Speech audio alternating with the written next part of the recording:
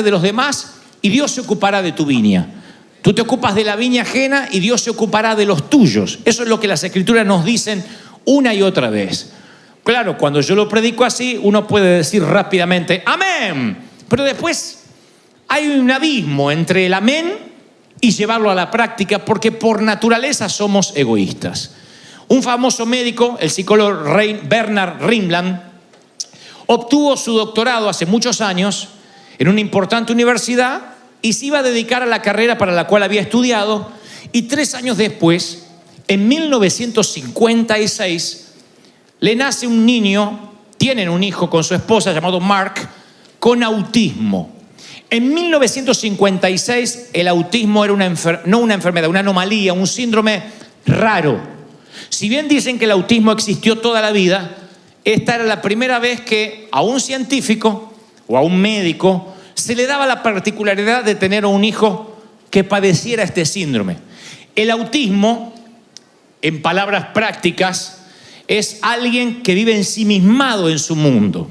Dicen que con una vida interior tan intensa, el autismo no es poco inteligente, sino que tiene una vida tan profunda interiormente, tan intrínseca, que no puede conectarse con el mundo exterior. Entonces la imagen que nos viene a la mente de un autista es un niño o un adulto en un rincón de la sala haciendo movimientos repetitivos y sin poder decir si tiene hambre, si quiere ir al baño, mucho menos expresar sentimientos. Los autistas, por lo general, cuando están en un nivel muy avanzado, no pueden mantener relaciones afectivas. Este médico tiene un hijo y se da cuenta inmediatamente que el bebé no responde a los estímulos normales de otros bebés. Entonces tiene que parar su carrera, ponerla en stand-by o su profesión y empezar a estudiar esta anomalía. Y empieza a notar que su hijo es autista, autónomo de las relaciones, que vive su propio mundo, pero que anímicamente, que emocionalmente no se puede conectar. Así que escribe el primer libro en 1950 y casi 60, su primer libro respecto al autismo, disponible en cualquier librería o en Amazon hasta el día de hoy. Y estudia este caso y hace una fundación, una non-profit, para ayudar a niños que sufren autismo. Más tarde se descubriría el síndrome de Asperger, que es un autismo de alto funcionamiento. Pero en el camino, este científico hace un experimento motivado por su hijo que arroja luz a esta verdad, la más paradójica de todos los tiempos, que para encontrar la vida la tienes que perder. Él le pide en la universidad donde enseñaba a 215, 216 alumnos que escriban en un cuaderno, en un folder, los nombres de 10 personas muy conocidas por ellos. Necesariamente no tenían que ser sangre, podían ser parientes o amigos. 10 personas que conocieran bien. Luego les piden en el segundo paso que de esas 10 personas pusieran quién les parecían que eran personas felices, nice, con buena onda todo el tiempo. ¿Y quién andaba con cara de bautizado en limón? Amargado. Porque uno pone las 10... Si yo hiciera el experimento hoy y te dijera, piensa en 10 personas que conozcas, tú dijeras, fulano, mengano. Después diría, de esos 10, ¿quiénes crees que viven felices? ¿Y quiénes crees que no? Así que hacían un tilde verde los que creían que eran felices y un tilde rojo los que creían que estaban amargados. Y el tercer paso de este doctor fue, ahora de esas personas, coloquen allí quienes ustedes piensen que son generosos, dadivosos, y quienes piensan que son egoístas. Inmediatamente el resultado asombroso es que todas las personas que sin saber, sin pensar si eran egoístas o dadivosos, habían puesto que eran amargados, esos eran los egoístas, personas amargadas. Y los que se veían felices o que en uno reconoce inmediatamente, este es un tipo feliz, esta es una mujer feliz, de pronto lo conectaban con que era generosa y decía, quizá esa sea la razón. Y arriba la conclusión de que los que se dedican a hacer solo aquello que los hace felices, los que solo piensan en sí mismos, que se supone que buscan la felicidad, son los más amargados. Y aquellos que se dedican a ser felices a los demás son los que más felices viven, a lo mejor los que menos tienen. Esto es lo que descubre este médico al darse cuenta que el autismo no es solamente aquel que tiene un síndrome o un desbalance cerebral. El autismo también puede ser emocional y espiritual. Hay muchos que pueden que estén sentados bajo este techo hoy y durante años son autistas, o sea, piensan en sí mismos, ensimismados en lo que le da título a este mensaje. ¿Y yo qué gano con esto? La famosa frase, ¿y yo qué gano con esto? Era la primera frase que se me venía, porque yo vengo de ahí también, ¿eh? Miren que yo no orino agua bendita y me vengo a hacer el santo de la espada aquí. Yo vengo de ahí. Yo vengo de un contexto, le contaba a los hermanos en el primer servicio, de mucha pobreza, de mucha escasez, donde todo costaba mucho. No, yo heredaba las mochilas de mis hermanos mayores, la ropa de mis hermanos mayores, de verdad no teníamos. De verdad compartíamos hasta los calzones, literalmente. Ya cuando estaban demasiado rotos y no había dónde remedarlo, bueno, mamá por vergüenza nos compraba otro, pero grande, para que le dure a los que venían después. De ahí vengo. Todo tenía que cuidarse. Y eso a veces puede generar una mente no solo de escasez, sino una mente egoísta. Una mente de que si hay 4 porciones de pizza, estoy pensando cuántas me tocan a mí. ¿Y yo qué gano con esto?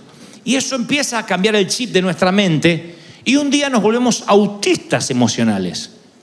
Un día nos volvemos en alguien que solo está buscando el yoísmo, el egoísmo. Quiero que Dios me bendiga, quiero que Dios me dé, quiero que Dios me prospere, vengo para comprarme la casa, vengo para que mis hijos estén bien, venimos a recibir. Cuando hay que dar, nos cuesta. Nos sembramos y la palabra dice que al final de la vida estamos cada vez más tristes, más amargados. Estamos apesadumbrados porque buscar la propia felicidad es como la zanahoria que le ponen al caballo para que corra. En realidad el caballo nunca alcanza la zanahoria. Y este descubrimiento del médico que tenía el hijo autista no le hizo falta a Jesús para saber cómo actuar. Jesús no necesitó un respaldo científico para decir: el que se aferre a su propia vida la va a perder, y el que renuncia a su propia vida por mi causa la va a encontrar. Hagamos un pequeño paréntesis y no se me distraigan ahora. Si tienes más o menos mi edad o un poco menos, es probable que nunca te olvides qué estabas haciendo el 9/11, el 11 de septiembre del año 2001. Todo el mundo sabe qué pasó ese día. Todo el mundo sabe qué pasó el 9/11, ¿no es cierto? Hayas que vivieras acá o hayas estado en El Salvador, en Colombia, en México, todo el mundo debe recordar qué estaba haciendo esa mañana cuando las noticias lo impactaron por la radio, cuando salió por la televisión. Yo me acuerdo dónde estaba, qué estaba haciendo, hasta qué desayuné. Yo no vivía en este país, estaba en Argentina, pero impactó mi vida de manera tal, fue lo más cerca a una guerra que yo había visto vía satélite por primera vez. Así que recuerdo cómo estaba, qué estaba haciendo y con quiénes estábamos en la sala. Dicen que estos acontecimientos, cuando son así de golpe o cuando son fuera de lo común, quedan grabados en la memoria para siempre, y los especialistas se refieren a estos momentos como puntos calientes, como momentos que se te fraguan en la memoria. A ver, no solo el 9/11, vamos a lo personal. A lo mejor se te grabó en la memoria el enterarte de una muerte de un ser querido. He hablado con familias de personas que dicen: nunca más olvidé el sonido del teléfono de ese día. Era la madrugada, el teléfono no paraba de sonar, dije tiene que ser equivocado, pero me agarró una sensación extraña cuando levanté y me dieron la noticia del accidente. Y se le grabó a fuego el sonido del teléfono más que otros acontecimientos. A lo mejor es un acontecimiento lindo que se te graba a fuego. A lo mejor, como decía en el servicio primero, alguien se te arrodilló, algún sapo queriéndose convertir en príncipe te miró así y se te grabó a fuego, especialmente porque no saliste corriendo y aceptaste. Se te grabó a fuego cuando te propusieron matrimonio o no.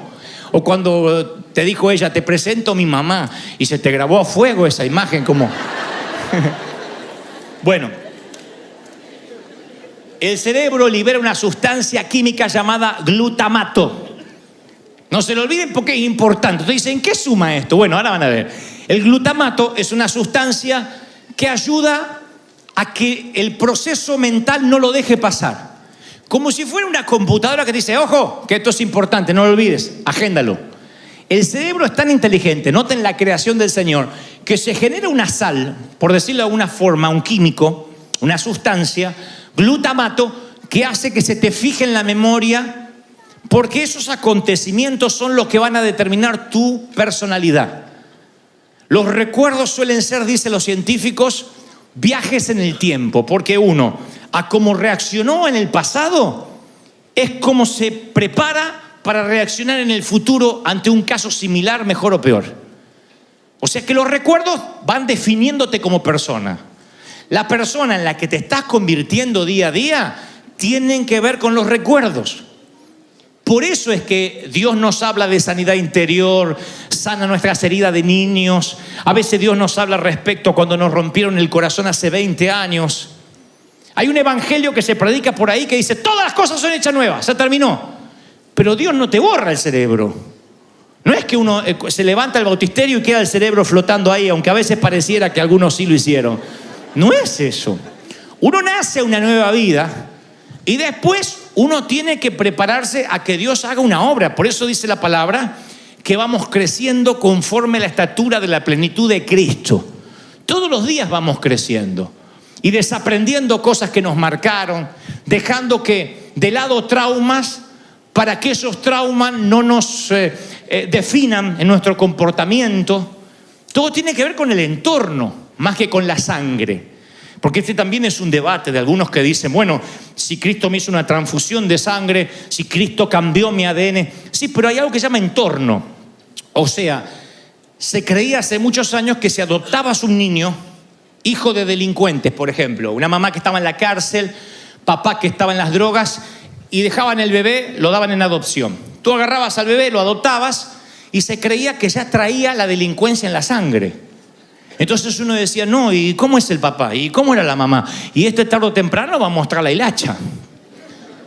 Pero después se descubrió de que no, el poder del entorno es cómo ese bebé se va a crear. Si a ese bebé le dan amor, contención, valores, no importa lo que fluya por su sangre, el entorno suele ser más fuerte. Y se va grabando a fuego, el niño desde pequeño, cada vez que ve algo importante, ve cómo se respetan sus padres, ve los valores que se predican en su casa, que su papá nunca falta a la iglesia aunque haya Super Bowl. Se libera el glutamato y al niño se le graba en la mente algo que no va a olvidar ni en su época adulta. Instruye al niño en su camino y cuando fuera adulto no se apartará de él. La instrucción, la impartición genera un adulto de bien. La impartición, lo que estamos haciendo ahora en el primer piso, los niños, no es un daycare, no es que los tenemos atados para que tú disfrutes. Es una impartición. Los bendecimos, los instruimos y cuando a ellos les toque enfrentar la vida abriéndose paso en el camino adulto, se van a recordar de cosas que se le grabaron aquí. Cuando oraban y Dios hacía milagros, cuando la presencia de Dios lo tocaba a los 7 años, no se les va a olvidar más. Se graban.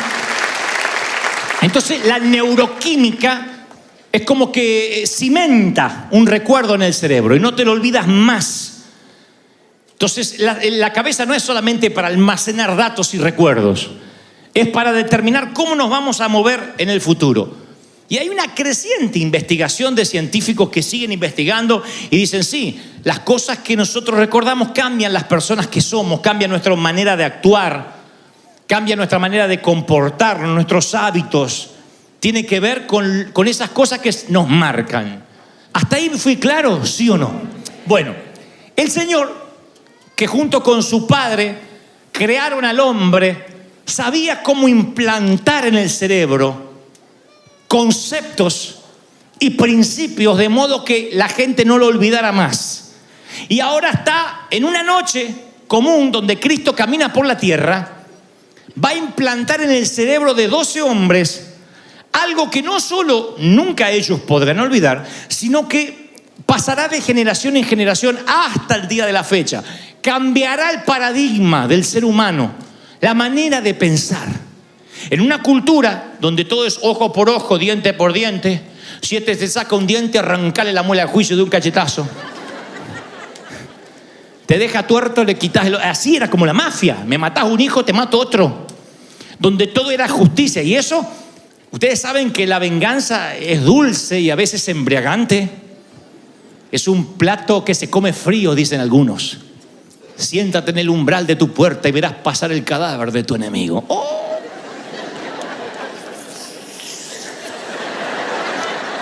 Bueno, esa sed de justicia que todos tenemos era muy acentuada en Medio Oriente porque estaba condonada, o sea, dicha por Moisés. Y el Señor, en una última cena, los reúne, para los que no lo saben, en un primer piso, según los historiadores, muy cerca del estanque de Siloé, una última cena en Jerusalén. A los muchachos va a ser algo que literalmente se va a quedar grabado en sus memorias para siempre. No tanto en lo que el Señor dirá, sino en lo que va a ocurrir en esa cena. La mesa que los reúne es lo más lejos de la pintura que ustedes han visto de la última cena de Da Vinci, porque las mesas eran de unos 45 centímetros y tenían que los comensales estar en derredor de la mesa, como se estila también ahora en Oriente, en algunos sitios, sentados sobre cojines. Los occidentales no hacemos mucho eso. Creo que nos agarra así un dolor, no nos bajan los ravioles y estamos así. Por eso están acostumbrados a sentarse de lado, lo han visto en las películas así, comían los césares. Las mesas son chiquitas y en derredor de esa mesa tienen que sentarse los muchachos. Usan sandalias, estuvieron todos los días con el pie al aire, así que el que menos huele a pata te manda al hospital nada más del olor. Y ahí hay una palangana, conocen la historia, hay una toalla. En la escala humana, en el ecosistema humano, en la escala alimenticia social de aquel entonces, el esclavo era el último de la lista y era el que se ocupaba de estos menesteres, de lavar los pies. Así que Jesús esa noche le dirá, entre otras cosas, que cada vez que coman el pan, que beban el vino, lo hagan en memoria de Él.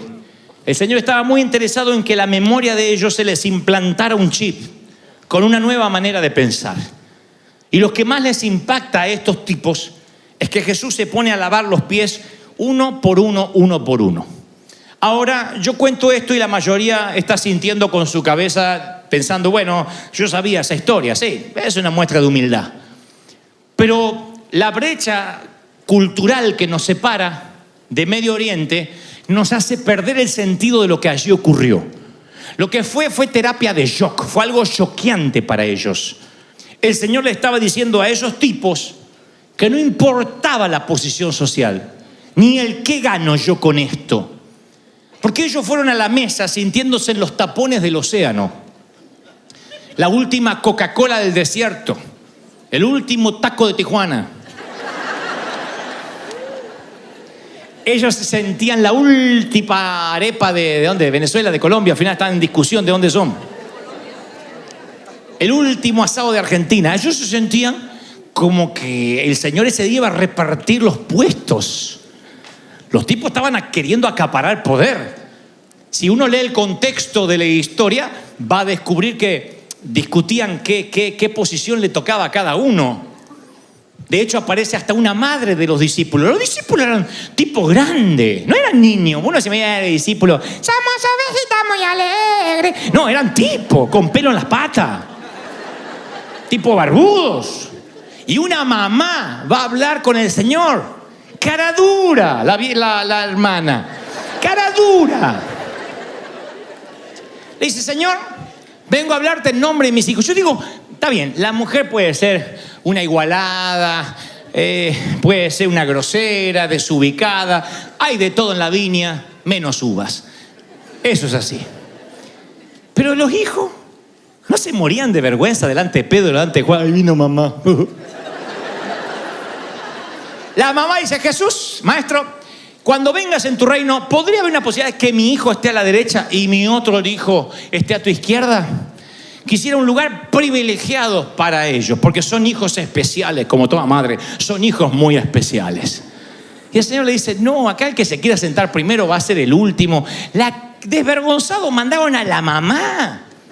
Y ustedes leen y hay un intento continuo, constante de los muchachos, de los discípulos, de acaparar poder. Porque algunos ni entendían que el Señor venía a instaurar el reino de los cielos. Algunos creían que el Señor venía a desafiar al imperio, a Roma. Y que lo que hablaba de libertad era una suerte de Che Guevara, de revolución bolivariana. Que lo que iba a hacer es tirar abajo al César, ponerse en el trono y gobernar Jerusalén. Eso es lo que creían los muchachos. Entonces Pedro decía, bueno, a lo mejor me agarro un puestito de algo, a lo mejor me dan un comité, a lo mejor me dan algo en la política, como muchos politiqueros que hay en América Latina, que el amigo sube al poder y acomoda a todos los parientes. Este dijo que yo sé que en México y en Colombia no pasa, ni mucho menos en El Salvador, pero en Argentina sí, que acomoda a todos los parientes. Entonces, estos muchachos que estaban ahí deseosos de poder, un día el Señor dice, les voy a liberar la sustancia glutamato de la mente. Les voy a marcar, ¡pac!, a fuego, y pone un punto caliente en su memoria y les lava los pies. Y el castillo de naipe a estos tipos se les viene abajo. Porque ellos lo que menos querían compadecerse de los demás.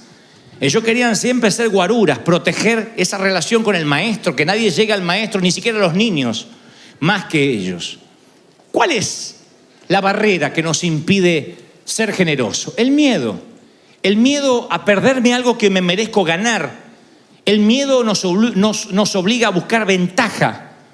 El miedo de decir, bueno, pero ¿yo qué gano con esto? Si yo no pienso en mí, ¿quién piensa en mí? Y el Señor dice, no, aquí el Hijo de Dios no vino para ser servido, sino para servir. ¡Wow! Quien creó los planetas y acomodó el cosmos es quien debería ser servido. Y Él dice, no, yo vengo a servir, no a ser servido. Y claro, se genera el reino del revés. El reino del revés, como decía el apóstol Chabelito. Algunos no saben lo que hablo, no, pues ya cada vez la edad cada vez son más jóvenes, pero algunos viejitos deben saber lo que hablo, ¿no? Bueno, la cosa es que el reino del revés es que el que quiere ser primero será último. Y ese chip no cambia fácil.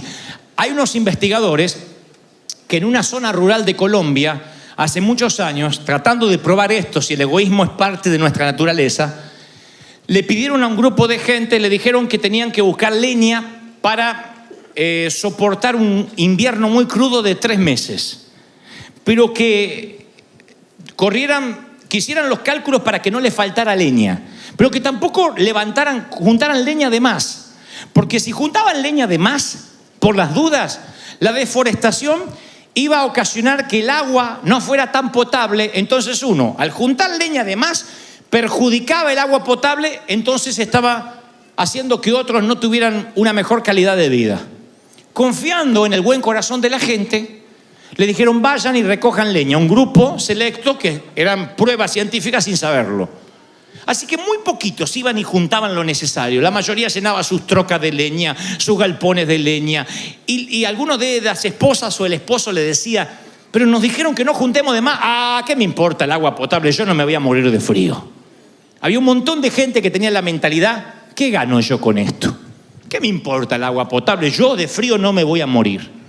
¿Cuál era el miedo otra vez? No quedarse sin nada de aquello que necesitaban. Eso está en nosotros. Pero me incluyo. Yo no vengo a decir, yo soy el perfecto, que no soy egoísta. Muchas veces yo tiendo a pensar en mí mismo. En una carretera, si hay lugar para pasar, uno paso rápido, diciendo, bueno, y los demás que esperen. Eso está en uno, en nuestra naturaleza, buscar nuestra propia satisfacción. O sea, es muy raro que digamos naturalmente, ¿y qué gana el otro? ¿Cómo puedo bendecir? Por eso el efecto de shock de Cristo, lavándole los pies a los muchachos, los dejó turulatos, los dejó así. No lo podían creer. No podían ni tragar el pan, porque se veían los pies limpios. Un par de esos pies estarían en el patio de Caifás en un ratito entregándole. La mayoría de esos pies iban a estar otra vez llenos de polvo, escapando lo más lejos de la cruz. ¿Saben la culpa que tenían? Y el Señor se los había lavado. El Señor se los había limpiado, sabiendo ya de la mugre que iban a volver a contaminar esos pies. Cambió la manera de pensar, cambió el que yo gano yo con esto. Rompió eso instintivo que todos tenemos de anteponer nuestros intereses antes que el resto, por lo menos en los discípulos. Porque si queremos amar como Jesús, tenemos que anteponer las necesidades de los demás antes que las nuestras. Y Jesús mostró el camino cómo hacerlo. En los tiempos de Jesús, el Imperio Romano, que era el gobierno de facto del momento, el gobierno por imposición. Recuerden que los que no conocen mucho de historia antigua, Roma no fue un gobierno electo. No fue por votación que tenían al César. Vinieron, plantaron la bandera y entre los griegos, los imperios de la época, uno de los romanos eran los mejores, los menos tiranos. Pero impusieron su himno, su bandera, su moneda y a partir de ahora todos están bajo el imperio y bajo nuevo rey o nuevo procónsul o el gobernador que sea. Y ellos habían puesto una ley que si un soldado venía y veía a un judío, le podía dar toda su mochila, sus armas, sus municiones y obligarlo a caminar 1,5 kilómetros, cargando sus pertenencias para que el soldado descansara, porque era parte del soldado de la Pax Romana y tenía que merecer el descanso. Ahora, la ley no decía, siempre y cuando el que carga la mochila no esté apurado, ni esté yendo al colegio, ni esté rumbo a la iglesia. No importaba, la ley era la ley. ¿Sabe la bronca que tenían los ciudadanos? Era la ley que más molestaba. No le molestaba tanto pagar impuestos como para...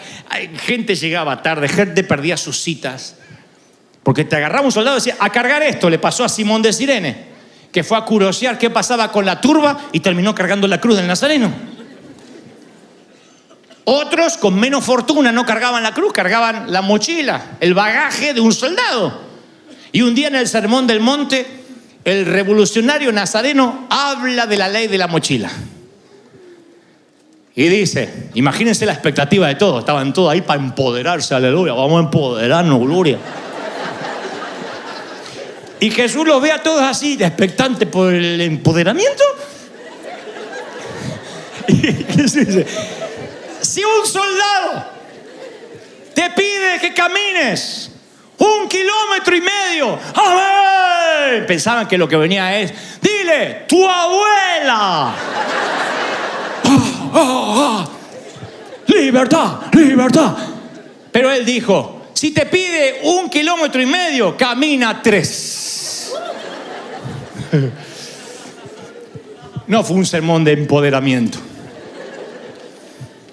El Señor necesitaba que las necesidades de todos, porque ahí estaban todos los creyentes ovejas, dadme, bendecidme, ungidme, mandadme, prosperadme.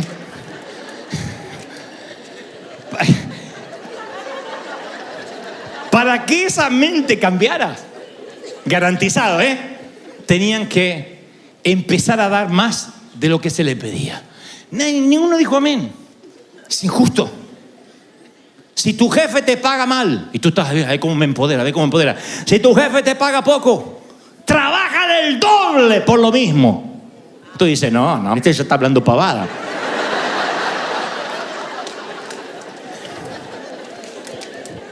Pero lo que pasa es que nos perdemos por la cultura, por la diferencia abismal, nos perdemos lo que el Señor quiso decir. Eso no fue divertido. Ahora nos suena así, todos damos la milla extra. Esto era una milla extra de verdad. Era caminar cargando una mochila 3 kilómetros. ¿Sabes lo que son 3 kilómetros? Cuando tienes cosas que hacer, porque el Señor te pide ahora que hagas doble. ¿No es eso ver al Señor como un pusilánime? ¿No se supone que este tipo nos tiene que liberar del pie romano? ¿No nos tiene que sacar a Pilatos de encima, al César? Y nos está diciendo que seamos unos lambiscones, que cuando nos digan 1,5 kilómetros hagamos 3. Yo tengo una palabra similar hoy para la iglesia de River. Cuando tengas que pagar impuesto al área IRS, págale doble.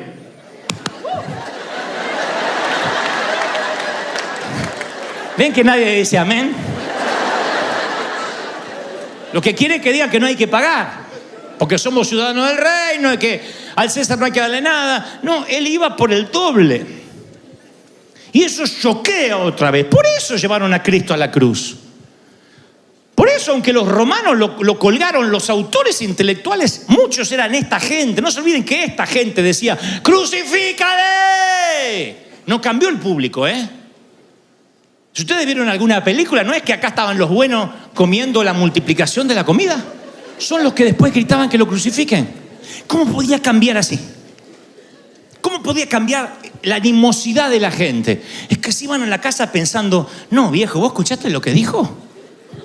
Yo no voy a caminar 3 kilómetros, tu abuela. Me cuesta 1,5 kilómetros. Y a estos romanos sinvergüenza ahora hay que darle 3 kilómetros. Este está arreglado con el César.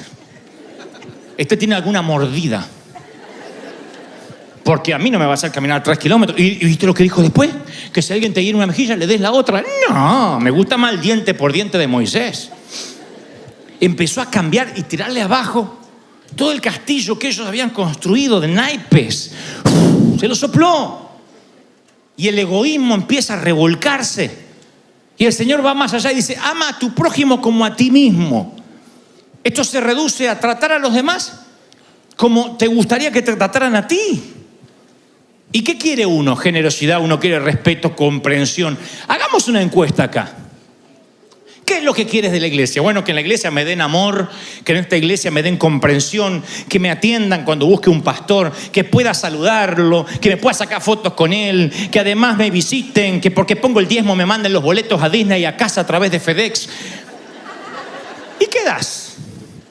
Das lo mismo. Lo que estás requiriendo de la iglesia o de la vida, ¿está a la altura de lo que das? No se vaya y me firma la Biblia ese hermano. El resto.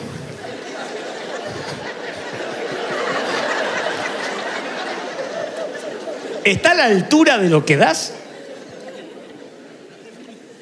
Porque nosotros reclamamos cosas al Señor. Leí un meme por ahí que hay en internet que dice, si yo le hubiese hablado a mi padre, como a veces algunos le hablan a Dios, ya me habría partido la boca. Reclamo, exijo, tomo, pacto, lo tomo, lo agarro, es mío, ahora es mío. Y unas cosas que nuestro padre hubiese dicho, ¿qué querés que te parto la boca? Porque somos de pedir, pero nos cuesta dar. Nos cuesta sembrar. El evangelio es renunciar. El evangelio es decir, bueno, amar a mi prójimo como a mí mismo. Significa dar al otro lo que quiero que me den a mí. Y varias religiones piensan similar, aunque es diferente, porque amar al prójimo como a ti mismo se llama la regla de oro. Se usa en el marketing, se usa en las empresas, se llama la regla de oro. Darle al cliente como lo que nos daríamos a nosotros. Amazon tiene esa filosofía. Dicen ellos, hay que darle al cliente lo que uno quisiera que le den. Surge de la regla de oro, escrita y acuñada por el Señor. Amarás al prójimo como te amas a ti mismo. Uno no sale a la calle sin lavarse los dientes, sin acicalarse, sin prepararse, sin hermosearse. Como uno se cuida, tiene que amar al otro. Y las religiones tienen algo similar, pero se llama reglas de plata, no es regla de oro. Le voy a explicar por qué. Confucio decía, el confucianismo dice, no impongas a otro lo que no elegirías para ti mismo. El hinduismo dice, no hagas a los demás lo que te dolería a ti. El budismo dice, no hieras a los otros de una forma que tú mismo encontrarías hiriente. Las religiones prohíben el trato injusto. O sea que la idea consiste en no hagas daño a nadie y nadie te va a dañar a ti. El cristianismo no es eso. El cristianismo a eso le agrega, no es solo evitar hacer daño, tienes que activamente hacer el bien, que es diferente. Las religiones dicen, no te metas con nadie, no se meten contigo. Autismo emocional. Porque cuando yo digo, pero hermano, ¿qué estás dando para el Señor? Y hay gente que me dice, yo no le hago mal a nadie. Yo vengo a la iglesia, no me meto con nadie, no quiero que se metan conmigo. Y creen que están cumpliendo con ser un fiel servidor de Dios. Son los que suponen que ausencia de maldad necesariamente es bondad. Tú pasas por el lado de un homeless, de un mendigo, tú no lo pisoteas ni le escupes las heridas. Sigues caminando y dices, yo no le hice nada. ¿Hiciste bien? No, no hiciste bien. ¿Cómo que no hice bien si pude haberlo pisado con el auto y no lo pisé? Sí, pero ausencia de maldad no significa que fuiste bondadoso. Los que pasaron por al lado del que estaba tirado al lado del camino, antes del samaritano, no hicieron nada malo, pero fueron autistas, fueron indiferentes. Y la indiferencia es más grave que el pecado. Yo te voy a decir algo. Mira, para que se le suelte el glutamato de la cabeza y se le grabe. En la iglesia siempre nos dijeron, esto es pecado y esto no es pecado. Entonces por años veníamos a la iglesia, no adultere, no fornique, no sea envidioso, toda esa, no mienta. Pero muy pocas veces nos dijeron que es muy grave o tan grave violar principios. Hay gente que no peca, pero viola principios todo el tiempo, me consta. Conozco un hombre que es muy puro, es un hombre que come santo y defeca diablos. Es purísimo, él no se equivoca en nada. Las hermanas tienen un túnel en la cabeza. Él tiene el pelo como se debe usar. Siempre con corbata, se baña con corbata, me consta. Pero no honra a su padre. Viola un principio. Es egoísta. No siembra. Viola otro principio. Y esos principios no necesitan al diablo ni a Dios. Por sí mismo van generando el efecto colateral. Por eso dice, siembras viento y cosecharás tempestades. Porque por sí mismo, cuando violas un principio, te traes y te acarreas maldición. Ni se tiene que meter el diablo. Por sí mismo. Cuando tus hijos ven que uno miente, que le mientes al gobierno, que le mientes a la iglesia, que te escondes para no atender a los acreedores, estás sembrando un principio en ellos de mentira. Esos hijos van a vivir en la mentira. No necesitaste pecar. Tú puedes decir, pero yo no fui mal padre. No, pero tu ejemplo gritó más fuerte que los sermones que les dabas en la mesa. Los principios que se violan son más graves a veces que el pecado, porque el pecado tiene redención rápida.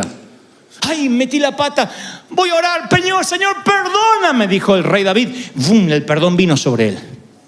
Y cuando uno viola principios, cuando uno es egoísta, cuando uno no siembra, cuando uno le roba a Dios en los diezmos, ¿está pecando o no? No técnicamente, pero está violando principios, de modo que se autoacarrea maldición. Y uno de esos principios es carecer de empatía. Decir, bueno, yo comprendo a los demás, pero la comprensión no basta, hace falta empatía. Yo lo dije hoy y lo diré otra vez. ¿Qué es comprensión? Que yo veo un tipo ahogándose y le tiro un salvavidas. Eso lo hace cualquier persona con un alma noble. Si tienes un salvavidas, me ahogo, le tiro un salvavidas. Eso es comprensión. En términos evangelísticos, yo ya traje uno a la iglesia, ahora que le predica el pastor. Tampoco voy a andar de niñera. Le tiro un salvavidas y que llegue a la orilla como pueda. ¿Qué es la empatía? Hay un tipo ahogándose y me tiro al agua con él, al agua fría, nado con él y lo llevo hasta la orilla. Y me aseguro de que si trago agua la escupa, de abrigarlo, de disipularlo. Esa es la empatía. Me pongo en su pellejo. Es ponerse en el zapato del otro. Y mi querido, te cambia. Cuando tú te pones en el zapato del otro, ya nunca más vuelves a ser como antes. Yo te lo aseguro. Ves todo de una perspectiva diferente. Es fácil decirle, ¿viste? Aquel matrimonio, el hijo, le salió gay. Pero si te pones en el zapato del muchacho o de los padres y dices, ¿y si me pasara a mí y a mi hijo? ¿Cómo lidio con esta situación? Te cambia la perspectiva, ya no condenas. Por eso cuando ustedes vean predicadores o iglesias que condenan, lo que les está faltando es empatía. Dice que comprenden a los pecadores, como aquel que ya no peca más, lo cual es una mentira. Todo el mundo seguimos pecando. Yo comprendo a los que están en pecado. No, tú no los comprendes, tú eres tan pecador como el resto. Entonces lo que necesitas es empatía. Cuando tú ves a alguien que se divorcia, lo primero que decimos en una mesa familiar, y se veía que no estaban bien. ¿Qué? ¿Me van a decir que esos matrimonios que andan todos acaramelados y enroscando así como caracoles, les va bien? Vamos, che. No, es que se veía que no se daban cariño. ¿Saben cuántos se dan cariño en público y se matan en privado? Dime de qué presumes y te diré qué escaseas. Entonces de repente cuando uno se entera que un matrimonio se divorció, en vez de ponerse en la piel de esa gente que a lo mejor venía sufriendo, que a lo mejor no se amaban, que a lo mejor era un infierno la casa y los hijos lo estaban viendo, ¿qué hacemos? Los condenamos, divorciados. Porque yo tengo un matrimonio para toda la vida. Y nos ponemos en un pedestal ridículo hasta que nos pasa. Y yo siempre digo que no tengas que tener una temporada en la cama de un hospital para entender a otros que sufren. Que no te toque despedir a un ser querido en tu propio cementerio para entender a otros que sufren la muerte de alguien que se va. Que no condenemos a aquel que diga, viste, se le murió en un accidente fulano, debieron estar fuera de la voluntad de Dios. Es que cuando uno hace las cosas mal, pasan esas cosas. Yo era de esas iglesias. Si te pasaba algo malo, el diablo te había agarrado porque te había sido de la protección de Dios. Nada más antibíblico que eso. Porque entonces, ¿qué hacemos con los discípulos que fueron aserrados, decapitados, colgados, torturados? El mismo Pablo muriendo en una cárcel. ¿O creen que murió en un jacuzzi como Scarface? ¿Qué hacemos con esta gente que dio la vida por el Señor, que renunció a su propia vida para ganar la vida eterna? No significa que necesariamente seremos mártires, pero necesita que entendamos el Señor, que si no empatizamos, nunca vamos a entender la gracia. Nunca. Yo tengo que verlos a ustedes como hijos. Cuando uno de ustedes me dicen, estoy en este problema, metí la pata, es Brian, es Kevin, es Jason, es Megan, que me vienen a decir, papi, estoy atado a pornografía, papi, estoy embarazada, es uno de mis hijos. Nunca los vamos a condenar y ahora porque hiciste y caíste de la fe. Te vamos a apapachar, te vamos a ayudar a salir adelante, vamos a ayudarte a que te arrepientas y que empieces otra vez. Eso es River. ¿Están conmigo? Amén.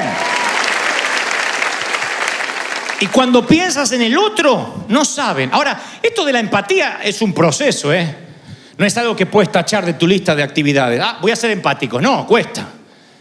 Pero cuando aprendes con pequeñas cositas, no sabes el peso que te quitas de encima. No sabes lo feliz que uno es cuando uno empieza a decir, a ver qué puedo inspirar, a ver qué puedo dar. ¿Cómo cambia la vida si tu eslogan es, ¿qué gano yo con esto o a quién puedo ayudar? Cambia tu mañana, levántense un día. Hagan un experimento, si no me creen, un día. Tú dices, bueno, pero yo no me levanto y digo, ¿qué gano con esto? No, es una actitud que está inherente a ti. No te das cuenta, no nos damos cuenta. Pero un día sale a decir, hoy voy a dar. Hoy voy a abrir los ojos, voy a caminar por la vida.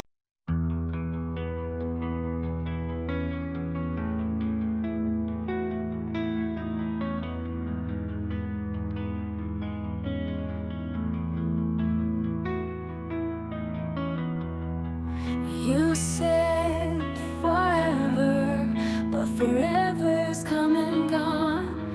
Left me with just a shadow where our love once shone. I tried to hold on tight, but you were already gone. Leaving me to pick up the pieces of a love that's turned to stone.